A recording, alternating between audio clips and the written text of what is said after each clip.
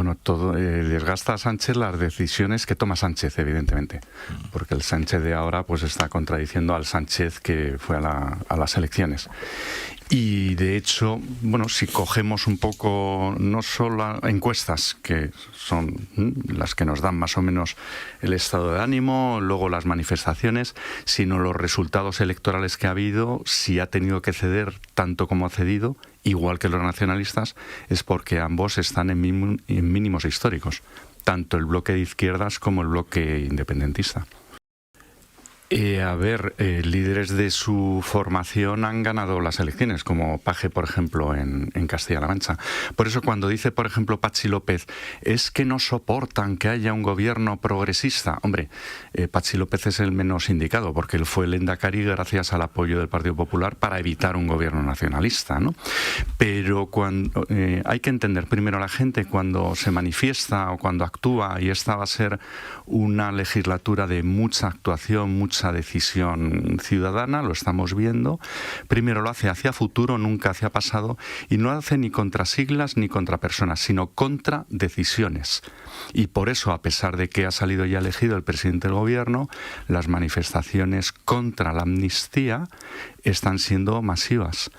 Y ha pasado siempre en la historia de las democracias. En España, las manifestaciones más masivas, que luego se han traducido claramente en cambios de gobierno, se han producido cuando ha habido pues imposiciones de una élite hacia una mayoría. Todo lo que digo es, si Pedro Sánchez no cumple lo que ha pactado en Wellington, y entonces ahí al final pues no cede en nada, pues realmente recuperará apoyo. Pero si va cediendo, por ejemplo, en la condonación de la deuda, que además para ocultarla dice no se la perdamos solo al gobierno catalán, también al resto de España. El resto de españoles dicen, bueno, pues lo tengo que notar en mis impuestos, claro, porque si no, ¿quién va a pagar esa deuda, ¿no? Entonces, en la medida que el gobierno vaya tomando medidas, va a ir notando el gobierno cómo colectivos por todos lados, en propia legítima defensa y por propia supervivencia, pues va a ir viendo, pues eso, huelgas de trabajadores de Renfe para defender su trabajo, en todos los sectores, etcétera, y lo va a ir notando, claro. Pero dependerá de las decisiones que se tomen en el Consejo de Ministros. Hay indignación incluso en muchos votantes socialistas.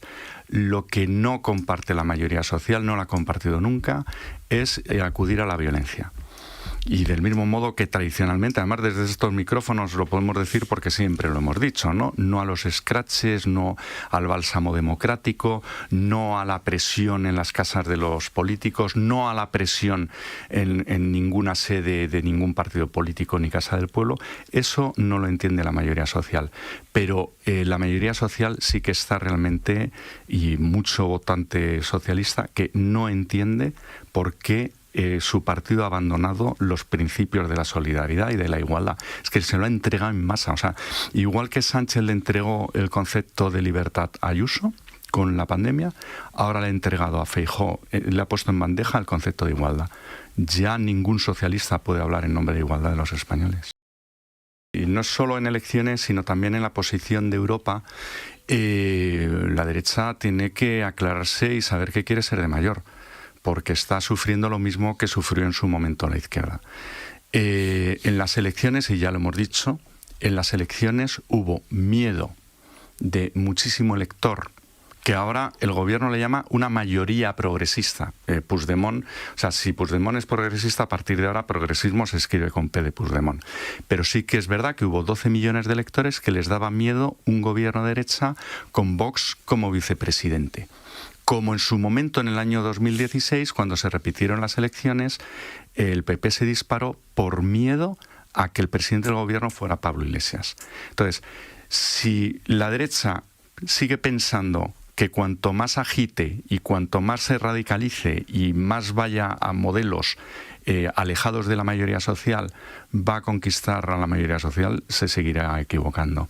Dicho esto, si hubiera elecciones ahora mismo, si Vox vuelve a prometer pues un 155 en Cataluña, que arderán las calles, etcétera, etcétera, pues volverían a salir los mismos resultados. Si por el contrario Abascal pues va en la línea de decir no, ahora no exijo estar en el gobierno, etcétera, ¿no? Pues entonces habrá mucho elector que diga, ante de depender de Puigdemont o un Vox fuera del gobierno, prefiero la alternativa. Lo primero que hay que tener en cuenta es qué elecciones hay seguro el año que viene. Hay elecciones en Galicia, hay elecciones en el País Vasco, hay elecciones europeas. Las elecciones europeas, en España serán en el 9 de junio, en España se van a interpretar en clave nacional. Porque además es que hay una parte de la sociedad española que espera mucho, ¿no?, del compromiso de Europa, de los valores democráticos. En esas, el Partido Popular, en principio, y ahora ya hay que decirlo todo con muchísima cautela, pero bueno, tiene bastantes opciones en Galicia.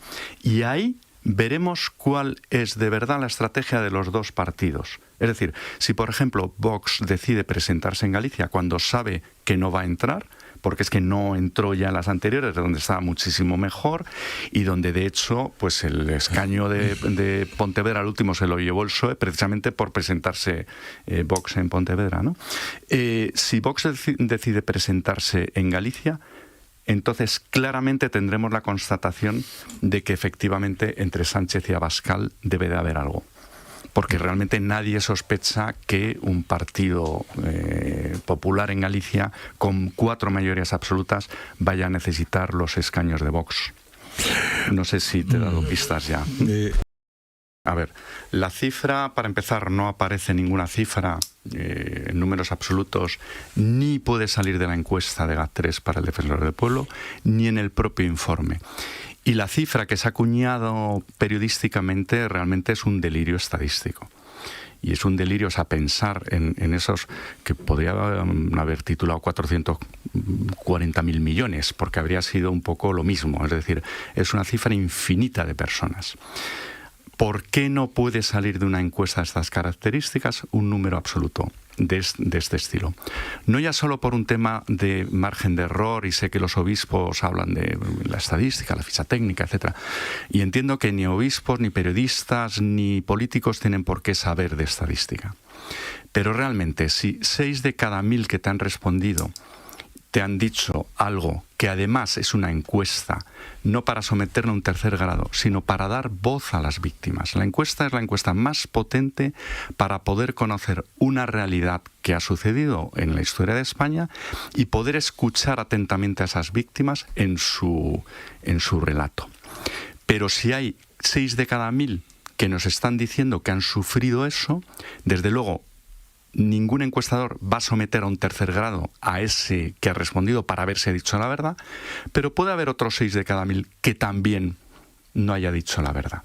Pero con independencia de eso, es que la dinámica de la encuesta es como las encuestas, por ejemplo, para enfermedades raras. No está hecho para sacar números absolutos, pero sobre